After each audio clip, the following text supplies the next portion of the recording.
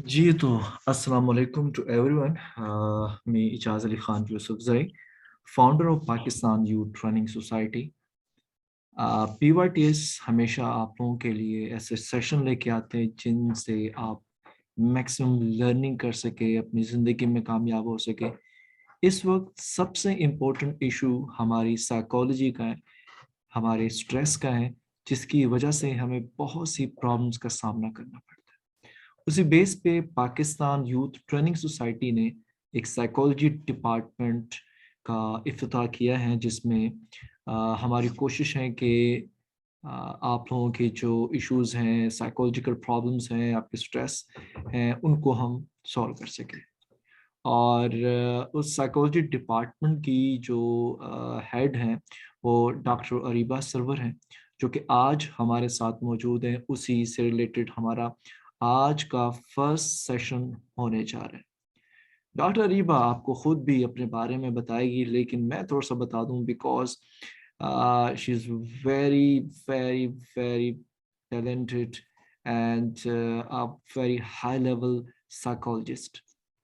इनसे जो भी पर्सन अपने ट्रीटमेंट लेता है, काउंसलिंग करता है, तो मुझे पता है अच्छे से कि वो जो पेशेंट तो नहीं कह सकते हैं, जस्ट कुछ इश्यूज की वजह से वो अपनी लाइफ को इम्बैलेंस कर लेता है, तो वो अपनी लाइफ के उन तमाम इश्यूज को सॉल्व करने में कामयाब हो जाता है। तो आज डॉक्टर अरीबा एक बहुत अच्छी साइकोलॉजिस्ट और इसके साथ साथ पब्लिक स्पीकर है, मोटिवेशन स्पीकर है, और इसके अलावा राइटर भी हैं, और भी बहुत कुछ है। डॉक्टर रीबा आपको खुद से बताएगी मज़ीद।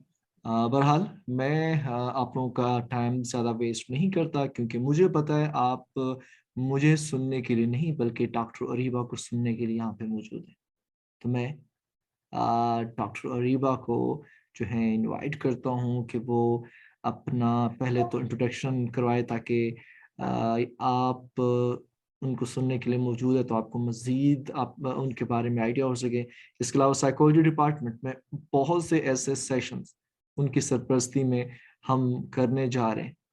रमज़ान में हमारे कुछ सेशन थोड़े से कम होंगे, क्योंकि रमज़ान से रिलेटेड हम सेशन करेंगे, लेकिन इसके बावजूद आप कुछ जो भी प्रॉब्लम्स हैं वो आप हमसे डिस्कस कर सकते हैं। हम आपकी काउंसलिंग करेंगे और प्रॉपरली साइकोलॉजी डिपार्टमेंट के अंदर आप के लिए बहुत से सेशंस लेके आएंगे। और इसके अलावा हम साइकोलॉजी से रिलेटेड एक कोर्स भी अनाउंस करेंगे, जिससे आप अपनी लाइफ को हेल्थी और हैप्पी कर सकें।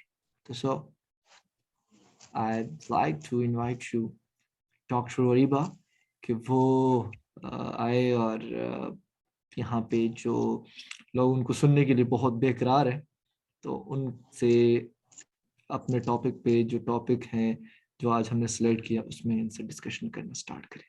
तो वेलकम डॉक्टर वरीबा। अस्सलाम वालेकुम। Thank you so much sir Ijaz, आपने इतने अच्छे तरीके से मेरा इंट्रोडक्शन दिया। और कुछ इंट्रोडक्शन मैं आपको आप सबको अपना करवा देती हूँ। मेरा नाम अरीबा सरवर है। मैंने इस्लामिया यूनिवर्सिटी से MSc अप्लाइड साइकोलॉजी में मास्टर्स किया है, और उसके बाद मैंने बहुत डिफरेंट जगहों पर क्लिनिकल सेक्टर में जो है वो इंटर्नशिप्स की हैं for a counselling, regarding counselling. और बहुत सारे पेशेंट्स को ट्रीट भी करने में किया है, और अपने सीनियर्स से हमेशा कुछ ना कुछ सीखने की कोशिश की है। और आज सर ने जैसे आप लोगों को बताया कि हम जो है वो साइकोलॉजी डिपार्टमेंट का बाकायदा आगाज़ कर रहे हैं PYTS के जो है प्लेटफॉर्म से। इसके अलावा मैं अपना भी एक जो है सिस्टम चला रही हूँ, जिसमें मैं एक फाउंडेशन, सारी मकबूल फाउंडेशन की मैं को फाउंडर भी हूँ। उसके अलावा जो है मैं राइटर हूँ, मोटिवेशनल स्पीकर हूँ, ग्राफिक डिजाइनिंग भी कर लेती हूँ। और ज़्यादा मुझे शौक है साइकोलॉजी रिलेटेड वेबिनार्स करवाने का, जो कि मैं चाहती हूँ कि जो नॉलेज मैंने अपने सीनियर से सीखी है वो मैं आप तक पहुँचा सकूँ। सो हमारा आज का टॉपिक जो है वो बहुत ही इंटरेस्टिंग है, क्योंकि इमोशंस हमारी लाइफ का एक ऐसा हिस्सा है जो कि कभी भी हमारी ज़िंदगी से ख़त्म नहीं हो सकता।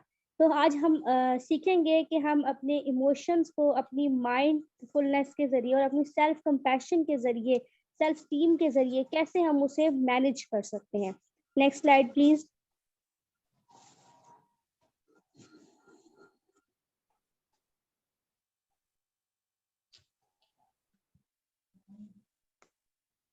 हमारे आज का जो टॉपिक हमने चूज किया, उसके बाद उसको पढ़ने का, उसको समझने का एजेंडा हमारा क्या है कि हम जो नेगेटिव इम्पैक्ट ऑफ स्ट्रेस है हमारी लाइफ में उसे हम कैसे कम कर सकते हैं। Goals and benefits of mindful practice, यानी कि जो हम माइंडफुल प्रैक्टिस है उसकी उसके हमें क्या, उसकी गोल्स के क्या बेनिफिट हो सकते हैं। Intro to mindfulness skills. अब हम माइंडफुल स्किल्स के बारे में एक इंट्रोडक्शन दूंगी, आपको मैं तरीका बताऊंगी, समझाऊंगी, आपको गाइड करूंगी कि माइंडफुलनेस से हम कैसे अपनी लाइफ को जो है वो सेटल कर सकते हैं। फिर इनकॉर्पोरेटिंग कंपैशन और वैलिडेशन के बारे में भी मैं आपको जरूर बताऊंगी। Next slide please. अब वाई मैनेज इमोशंस। अब सबसे बड़ा सवाल यहाँ पर ये आता है कि हमें अपने इमोशंस को क्यों मैनेज करने की जरूरत है। Manage over emotions help us make better decision, big और small. Understanding over emotions allow us to become average और trigger, so we can gain insight on how to respond in constructive ways। अब हमें हमारे emotions control करने की इसलिए जरूरत है कि हम ये हमें हेल्प करता है हमारे तमाम तर जो छोटे या बड़े डिसीजंस लेने को, स्पेशली। यानी कि जब तक हम अपने जो है वो इमोशंस को कंट्रोल नहीं करेंगे, यानी कि समटाइम्स ऐसा होता है कि कुछ लोगों को डिसीजन लेने के टाइम पे एंजाइटी फील होने लगती है। समटाइम्स वो बहुत ज्यादा इमोशनल हो जाते हैं, वीपिंग स्टार्ट हो जाती है। कुछ डिसीजंस जो होते हैं वो बहुत इमोशनल होते हैं। कुछ डिसीजंस जो होते हैं वो बहुत कुछ गुस्से में भी ले लेते हैं, एंगर के बिहेवियर भी आता है किसी डिसीजन को लेने के टाइम पर। तो उस टाइम हमने अपने उस इमोशन को मैनेज करके अपना एक अच्छा डिसीजन लेना, चाहे वो बड़ा हो चाहे वो छोटा हो। उस चीज को, उस ट्रिगर को अवेयर करते हुए हमने डिसीजन जो लेना है, उसे हम कहते हैं कि हमने अपने इमोशंस को मैनेज किया। Emotions are part of being a human. अब हमारे इंसान होने के नाते इमोशन हमारी जिंदगी का, हमारी लाइफ का हिस्सा है। Suppressing over emotions leads to negative consequences. अब समटाइम्स ऐसा होता है, कुछ लोग जो है वो उनके अंदर जब इमोशंस चाहे वो पॉजिटिव हो या नेगेटिव हो तो उन्हें सप्रेस कर लेते हैं। तो ज्यादातर लोग जो है वो नेगेटिव जितने भी इमोशंस होते हैं, चाहे वो सैडनेस का हो या एंगर का हो या एंजाइटी का हो, उसे वो सप्रेस करने की कोशिश करते हैं। उसे अपने किसी के सामने उसे जाहिर नहीं करते। तो वो चीजें फिर सैडनेस का इमोशन कुछ इस तरह होता है कि जैसे ज्यादातर गर्ल्स जो होती हैं वो फिर भी रो लेती हैं, लेकिन बॉयज जो हैं वो किसी भी ग्रीफ के टाइम पे या किसी भी परेशानी के टाइम पे या कुछ भी अगर उन्हें फील भी होता है कि उन्हें रोना आ रहा है, तो उस टाइम वो अपने उस इमोशन को जो है वो इतना सप्रेस कर लेते हैं कि वो चीजें आहिस्ता आहिस्ता उन्हें different type of mental and psychological disorders की तरफ ले जाती हैं, जो कि बहुत ज्यादा नेगेटिविटी फैला देती हैं इंसान के अंदर भी और बाहर माशरे में भी। Connect with your emotions. हमेशा अपने इमोशन से कनेक्ट करने की कोशिश करनी चाहिए, पॉजिटिव नेगेटिव वट जो भी इमोशन आपके अंदर आप फील कर रहे हैं, कोशिश करें उससे कनेक्ट करें, उसे समझें, उसको मैनेज करें, सेटल करें, उसको कभी भी सप्रेस नहीं करें। अगर एंगर का इमोशन है और आप जो है अपना एंगर निकालना चाहते हैं, तो कोशिश करें किसी ऐसे पर्सन से बात करें जो कि आपके उस एंगर बिहेवियर को समझ भी ले और बुरा भी ना माने, और आपके जो रिलेशनशिप्स हैं वो खराब भी ना हो। अगर वीपिंग इमोशन है, अगर आप सबके सामने नहीं रोना चाहते, तो आप बेस्ट वे ऑफ इमोशन का जो है वो निकालने का तरीका, रोने के स्पेशली, आप जाए नमाज बिछा लें, उसके ऊपर खड़े हो जाएं, नमाज के 2 नफल पढ़ें, 2 नफल नियत करें पढ़ें और अल्लाह ताला के आगे रोकर अपने अंदर की जो तकलीफ है उसे निकाल दें, जो कि बेस्ट वे है, जिससे आपकी लाइफ में जो है बहुत अच्छे और पॉजिटिव चेंजेस आएंगे। Next slide please. अब हमने कि स्ट्रेस या नेगेटिविटी, स्ट्रेस जो है वो हमारी लाइफ में, हमारी बिहेवियर में, हमारे थॉट्स को लेकर बहुत ज्यादा नेगेटिव जो है वो इम्पैक्ट भी क्रिएट करता है। तो जब भी आपको फील हो, क्योंकि जिस तरह की आजकल लाइफ चल रही है, हर कोई आगे बढ़ने, तालीम हासिल करने के लिए, पढ़ने के लिए, अच्छी जॉब के लिए, अच्छे बिजनेस के लिए, हर कोई जो है वो एक जद्दोजहद में लगा हुआ है। क्योंकि हमारे पाकिस्तान के हालात आपके सामने हैं किस तरह के हैं। महंगाई की वजह से भी लोग स्ट्रेस लेते हैं, परेशानी लेते हैं, घर के माहौल की वजह से भी स्ट्रेस होती है, किसी रिलेशनशिप के वजह से भी स्ट्रेस होती है। तो एक स्ट्रेसफुल जब पर्सन जो होता है, जिसके अंदर लगातार ये चीज चलती रहती है कि छोटी छोटी चीज को लेकर वो परेशान होते हैं, और फिर वो आहिस्ता आहिस्ता बढ़ते बढ़ते काफी बड़े वजूहात बन जाते हैं, बहुत बड़े बड़े ट्रिगर्स क्रिएट हो जाते हैं, तो वो आपके अंदर जो है एक नेगेटिव थॉट्स बहुत ज्यादा आ जाती हैं। आपका बिहेवियर जो है वो इरिटेबल हो जाता है, एंगर बिहेवियर हो जाता है आपका। तो उसके लिए हमें क्या करना चाहिए? Withdrawal from friends and family. यानी कि हम जब स्ट्रेस की कंडीशन पर होते हैं, सबसे पहला काम हम क्या करते हैं कि अपनी फैमिली और अपने फ्रेंड्स से अपने आप को दूर कर लेते हैं। कोशिश करते हैं उनसे ज़रा बात ना करें, करते हैं तो बहुत गुस्से में करते हैं, एक चिड़चिड़ापन दिखाते हैं, जिससे वो आहिस्ता आहिस्ता फैमिली मेंबर्स और फ्रेंड्स खुद ब खुद दूर होना शुरू हो जाते हैं। Lack of interest in activities that used to be enjoyable. अब जितनी भी आपकी पसंदीदा एक्टिविटीज थी जो कि आप पहले बहुत अच्छे तरीके से करते थे, यानी गेम्स खेलते थे, या कोई गार्डनिंग करता है, कोई बुक्स पढ़ता है, कुछ भी, तो वो चीज आप छोड़ना शुरू कर देते हैं स्ट्रेस के दौरान स्पेशली। इम्पल्सिव बिहेवियर यानी कि कुछ अग्रेसिव बिहेवियर शो करना। डिक्रीज प्रोडक्टिविटी एट स्कूल और वर्क, यानी कि जितना भी आपका स्कूल लेवल है, कॉलेज लेवल, यूनिवर्सिटी लेवल, या आपकी जॉब प्लेस, वर्क प्लेस, उस टाइम में भी आप जो है अपना इंटरेस्ट अपने काम में क्रिएट नहीं कर पाते, और आपका काम डिले बाय डिले होना शुरू हो जाता है। इरिटेबिलिटी, एंगर एंड समटाइम्स जो है वो इवन एग्रेशन। अब इरिटेबल मूड से ये चीजें स्टार्ट होती हैं जब आपके अंदर स्ट्रेस की कंडीशन शो हो रही हो। तो सबसे पहले जो है वो आपको इरिटेबल मूड आता है, उसके बाद फिर आपका वो इरिटेशन जो है वो एंगर में क्रिएट होती है, एंगर के बाद जब आप उसको सप्रेस करते रहते हैं एंगर को, तो वो अग्रेशन में क्रिएट होकर बाहर आती है। और जब वो उस टाइम आप अपने सामने वाले पर्सन पर शाउट करते हैं, और आप समटाइम्स कुछ लोगों को इतना एंगर और अग्रेशन होता है कि वो चीजें भी तोड़ते हैं और इस तरह का बिहेवियर, क्योंकि वो अपना स्ट्रेस जो है अंदर का वो उस तरह निकालना चाहते हैं, जबकि उन्हें कुछ और दूसरे वेज का यूज करना चाहिए। Loss of interest in appearance and self care. आप अपनी सेल्फ केयर नहीं करते, अपनी अपेयरेंस का ख्याल नहीं रखते, आप जैसे होते हैं वैसे उठकर आप कहीं ना कहीं चले जाते हैं, खुद का ख्याल रखना बिल्कुल छोड़ देते हैं, अपने आप को अपनी तरफ से रिस्पॉन्सिबल नहीं रखते। Difficulty in communicating. आप दूसरों से बात करने में एक परेशानी रहती है, आपको फील होता है कि मैं इस पर्सन से क्यों बात करूं, ये मुझसे खुद क्यों नहीं बात कर सकता। एक एग्रेशन, और जब एग्रेसिव बिहेवियर आपके अंदर आता है तो आपको डिफिकल्टी होती है दूसरों से कम्युनिकेट करने में। Next slide please. अब इस टाइम में हमारे पास एक क्वेश्चन आता है, so what should I do about it. अब हमें इस बार टाइम पर इस चीज में हमें क्या करना चाहिए जिससे हमारी जो है वो स्ट्रेस बिहेवियर चेंज होकर पॉजिटिविटी की तरफ चला जाए। किसी का कोई भी क्वेश्चन हो तो वो चैट बॉक्स में लिख सकता है, मैं वो पढ़ लूंगी और रिप्लाई कर दूंगी। Next slide please.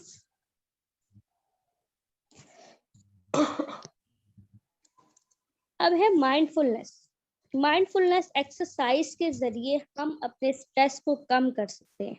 Mindful stress जो है एक्सरसाइज, वो है मेडिटेशन की एक टाइप है जिसमें इंसान फोकस करता है, इंटेंसली अवेयर होता है अपनी सेंसेस के बारे में, फीलिंग्स के बारे में, वो उन मूवमेंट के बारे में, उस इंटरप्रिटेशन, विदाउट एनी इंटरप्रिटेशन और judgement.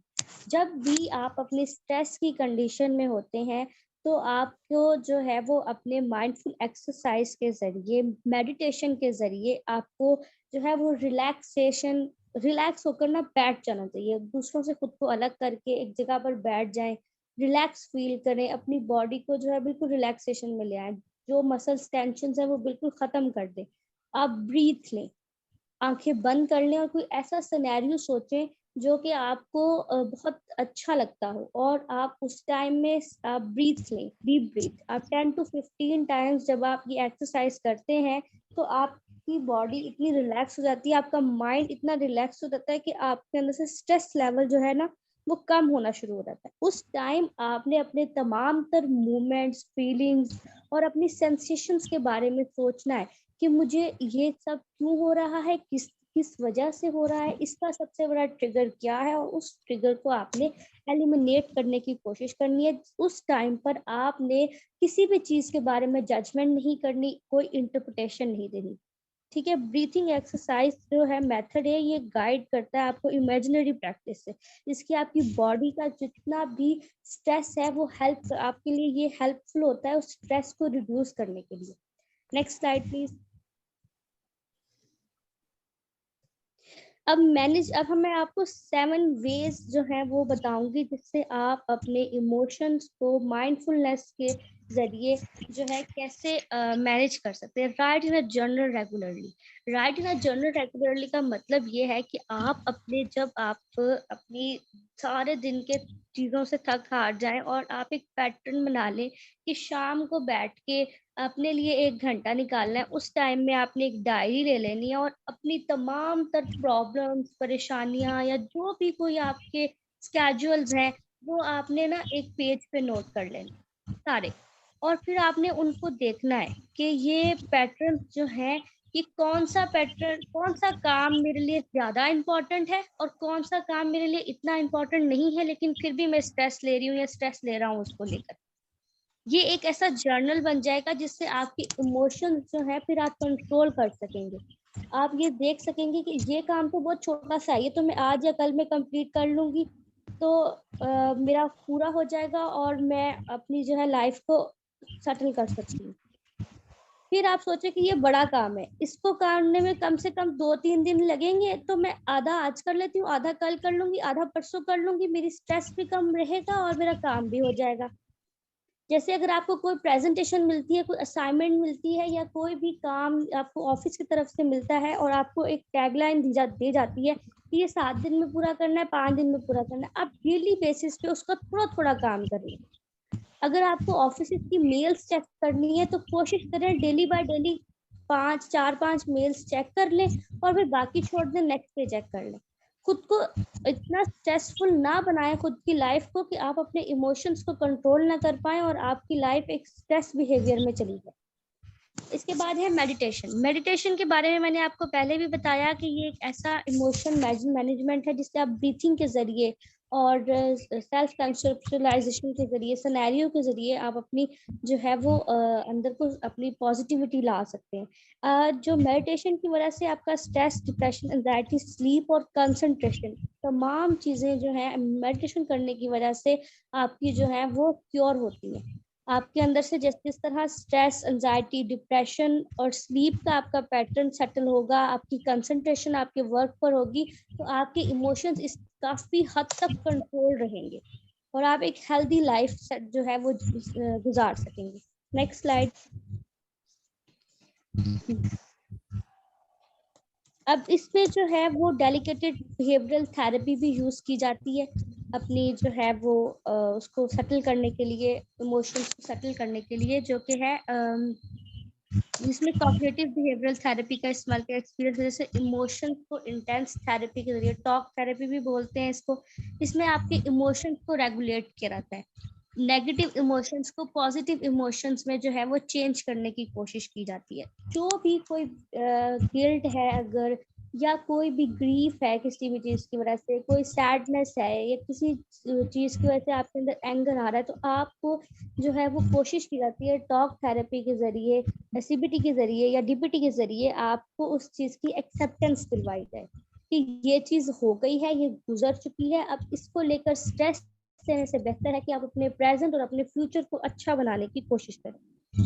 DBT is a common treatment method for those with borderline personality disorders, and therapists use it other contexts. It can be used to one-on-one in a small groups. अब जो DBT है यानी कि delegated behavioural therapy जो है वो borderline personality disorders के patient को करवाई जाती है जिनके अंदर सस्पेक्ट बिहेवियर होता है, ग्रीफ गिल्ट बिहेवियर होता है, उनको करवाई जाती है। लेकिन ये बाकी डिसऑर्डर्स में भी जो है वो कोशिश किया जाता है कि उस तरह इस थेरेपी को किया जाए, और ये ग्रुप थेरेपी होती है, यानी कि उस डिसऑर्डर से रिलेटेड 4-5 लोगों को बिठाकर सबकी प्रॉब्लम्स को सुना जाता है और फिर सबकी प्रॉब्लम्स को सुनने के बाद फिर एक सोल्यूशन निकालने की कोशिश की जाती है।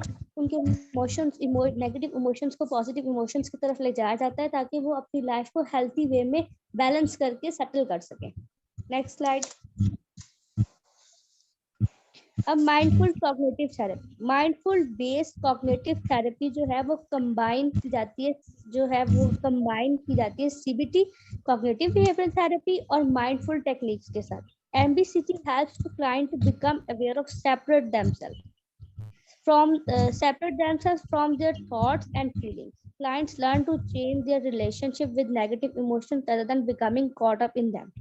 अब देखिए, दो तरह की थेरेपीज हो गई, एक माइंडफुलनेस और एक कॉग्निटिव। दोनों को कंबाइन करके जब हम अपने पेशेंट पर अप्लाई करते हैं या अपने जो क्लाइंट्स आते हैं उन पर अप्लाई करते हैं, तो हम देखते हैं कि वो इंडिविजुअली अपनी जितनी भी नेगेटिव थॉट्स और फीलिंग्स को जो है ना वो चेंज करके उन्हें पॉजिटिविटी की तरफ लेकर जाते हैं, और ताकि वो उस चीज के अंदर जकड़े ना रहें, उसी चीज को पकड़ कर ना बैठे रहें, बल्कि अपनी लाइफ में मॉडिफिकेशंस लाएं।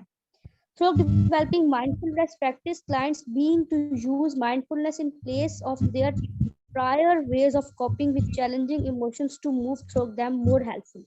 अब जितने भी ये वेज हैं माइंडफुलनेस के अपनी लाइफ को सेटल करने के लिए, ये जो है इसीलिए करवाए जाते हैं ताकि वो पर्सन कोप कर सके, उसके लिए चैलेंजिंग सिचुएशन हो कि मैंने इस चीज से निकलकर अपनी प्रेजेंट को और अपने फ्यूचर को इतना बेस्ट बनाना है कि लोग कहें कि हाँ ये पर्सन इस चीज में इस इमोशन का मसला था या कोई भी टेंशन या कोई भी परेशानी थी तो वो अब निकल चुकी है और जो है वो खत्म हो चुकी है, और मैं अपनी लाइफ में जो हूँ उसी तरह आ चुका हूँ, इसको बैलेंस कर सकता हूँ। Next slide please.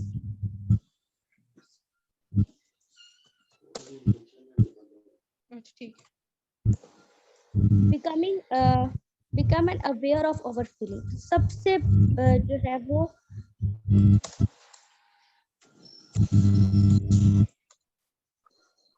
become an observer of your feelings। अब अपनी फीलिंग्स को ऑब्जर्व जरूर करना चाहिए।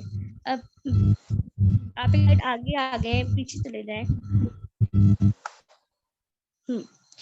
Don't try to interpret your feelings. कभी भी अपनी फीलिंग्स के बारे में किसी तरह की इंटरप्रिटेशन नहीं देनी चाहिए। Future to those who forgot that in first place, just observe that in the current moment and stay catching mood। ये एक जो है वो कोटेशन है कि मतलब आपको कभी भी अपने थॉट्स को ऑन टाइम जो है ना वो एक इंटरप्रिटेशन नहीं देनी चाहिए, बल्कि अपनी थॉट्स को आहिस्ता आहिस्ता कर जो है ऑब्जर्व करना चाहिए कि वो किस तरफ जा रही है और किस तरह से वो सेटल होंगी। I am going to fall that test. अब ये एक ऐसी थॉट है कि समटाइम्स बहुत सारे स्टूडेंट्स जब भी किसी न्यू एग्जाम में या किसी प्रेजेंटेशन को देने जाते हैं तो उस टाइम वो ये सोचते हैं कि जो मैं फेल हो जाऊंगी, मैं ये अच्छे तरीके से नहीं कर सकूंगी या मुझसे ये होगा नहीं। जब इस तरह की थॉट आती है ना, तब ये एकदम आपके दिमाग में थॉट आई और आपने उसकी इंटरप्रिटेशन दे दी। ये नहीं करना। आपने ये सोचना है कि मैं कोशिश करूंगी, मैं अच्छा पढ़ूंगा या अच्छा पढ़ूंगी और मैं पहले पेपर दूंगी, उसके बाद मैं सोचूंगी, पेपर देने के बाद मैं ये इंटरप्रेट कर सकती हूँ कि मेरा पेपर कैसा हुआ, और अब मैं देख सकती हूँ कि मेरा रिजल्ट आएगा तो मुझे पता चलेगा मैं फेल होंगी या पास होंगी। जब आप पहले ही ये सोच लेते हो ना कि मैं ये कर ही नहीं सकता या हो ही नहीं सकता, तो आप पहले ही जब अपने सारे हथियार डाल दोगे तो फिर आप अपनी जिंदगी कैसे लेकर चलोगे। इस तरह तो लाइफ में बहुत बड़े बड़े सिचुएशंस आएंगे जिनसे आपको गुजरना होगा। कभी भी ऑन दैट टाइम इंटरप्रिटेशन नहीं देनी चाहिए। Next slide please.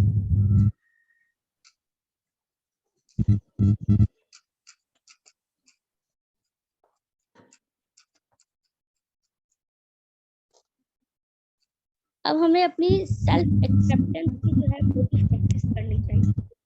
The biggest takeaway from mindfulness is self-acceptance. We don't need to be anyone but who we are right now. We aren't perfect, and that's okay, and no one is. अब हमें ये नहीं सोचना चाहिए कि ये person मुझसे ज़्यादा सुपीरियर है या मुझसे ज़्यादा अच्छा पढ़ती है या मुझसे ज़्यादा अच्छा पढ़ते हैं, मुझसे ज़्यादा मार्क्स आते हैं। ये चीज़ नहीं सोचनी चाहिए। हर पर्सन की जो है वो IQ कैपेबिलिटी जो होती है, IQ लेवल जो होता है वो डिफरेंट होता है। किसी ने, अब देखिए समटाइम्स ऐसा होता है, कुछ लोग मोटे होते हैं, कुछ पतले होते हैं। इस चीज को लेकर भी लोग जो है वो अपने अंदर एक स्ट्रेसफुल कंडीशन पैदा कर लेते हैं। लोगों का काम है बातें करना, आपने उनकी बातों को सुनकर अपनी लाइफ में नेगेटिविटी नहीं लानी। अगर कोई बहुत स्मार्ट है तो लोग उसे भी नहीं जीने देते कि ये तो सूखी काकड़ी है, इस तरह की बातें करेंगे। कोई बहुत हेल्दी है तो कहेंगे तो बहुत मोटी है, कोई काला है, कोई गोरा है। लोग किसी को किसी भी हाल में खुश नहीं देख सकते। कोशिश ये करनी चाहिए कि अपने अंदर अपनी बॉडी रिलेटेड या अपने इमोशन रिलेटेड, अपने आईक्यू रिलेटेड, अपनी स्टडी स्किल्स रिलेटेड, क्योंकि हर पर्सन में कोई ना कोई एक खास खास जो है वो स्किल जरूर हो। अपनी लाइफ के हर हर टाइम को और हर चीज को जो है वो प्रैक्टिस करनी चाहिए और एक्सेप्ट करना चाहिए। अपनी सेल्फ एक्सेप्टेंस को कभी भी खत्म नहीं करना चाहिए। ठीक है, इसमें आपको जो है पॉजिटिव चेंजेस अपनी लाइफ में लाने चाहिए ऑन द एग्जैक्ट मोमेंट। अपने आप को हर तरह की सिचुएशन में, हर तरह के टाइम में इस चीज को एक्सेप्ट करना चाहिए कि आप जो हैं, जैसे हैं, जिस तरह हैं, बिल्कुल परफेक्ट है। क्योंकि आप ये सोचेंगे ना कि मैं परफेक्ट हूँ और मैं परफेक्टली जो जो मुझे चीजें आती हैं वो मैं कर सकता हूँ या कर सकती हूँ, तो आप अपनी लाइफ को बहुत बेटर तरीके से लेकर चला सकेंगे और अपने डिजायर्स को भी जो स्लोली स्लोली ही सही लेकिन आप कंप्लीट कर सकेंगे। Next slide please.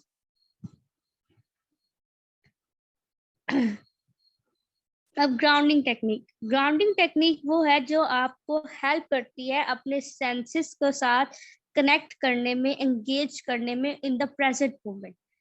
तमाम तर उस टाइम में जब आपके लाइफ में चेंजेस आ रही हो, आप में सेल्फ एक्सेप्टेंस हो, तो ये एक ऐसी टेक्निक है जो कि आपको आपके पॉजिटिव नेगेटिव जिस तरह का भी आपके अंदर इमोशन चल रहा है उससे कनेक्ट करने में आपको हेल्प करती है।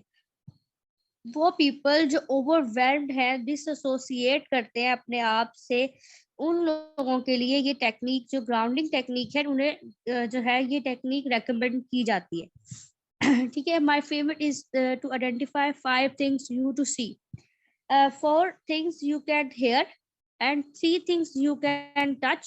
This helps your brain slow down and feel more concentrated, connected, helping your process emotion. ये एक ऐसी टेक्निक है जिसमें आपको उन चीजों के बारे में सोचना है जो ऐसी 4 चीजें जिन्हें आप सुन सके, ऐसी 3 चीजें जिन्हें आप हाथ लगा सके, और इस तरह की चीजों को जब आप सोचते हैं तो आप कनेक्ट करते हैं अपने ब्रेन के साथ ऑन द सेम टाइम। जल्दी जल्दी में आपका कनेक्शन क्रिएट होता है और आप फौरन सोचते हैं।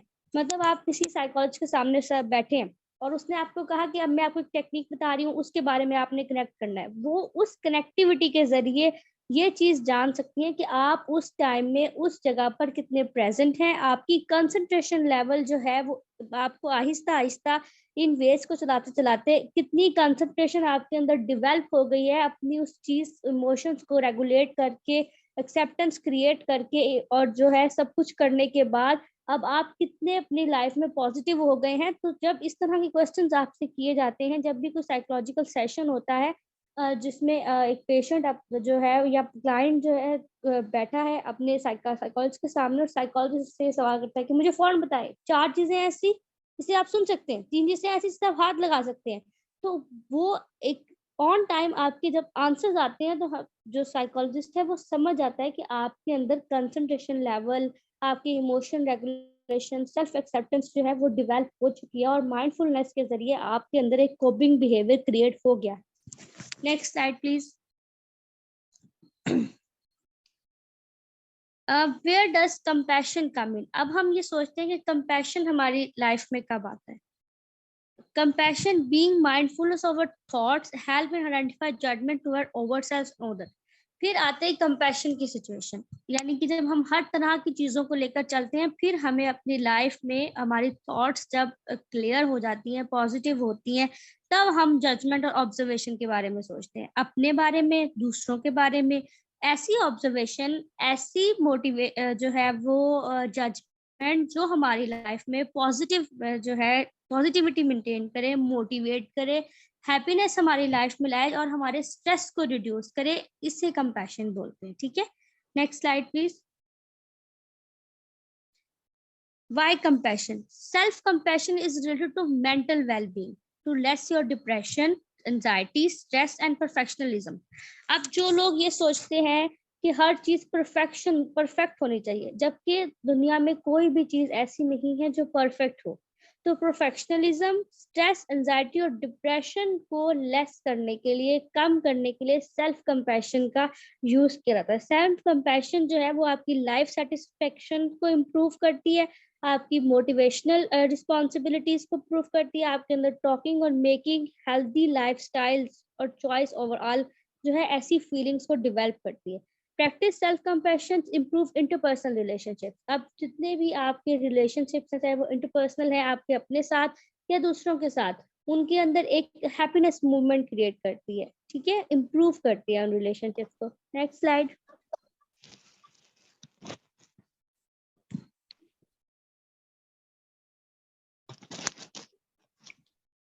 अब है क्वेश्चन आंसर सेशन। आपका कोई भी क्वेश्चन है अपने किसी भी टॉपिक को इस किसी भी चीज को लेकर, तो आप वो मुझसे पूछ सकते हैं। आप चाहें तो बेटर होगा कि आप इनबॉक्स में उसे जो है वो राइट कर दें और मैं आपको आंसर कर दूंगी।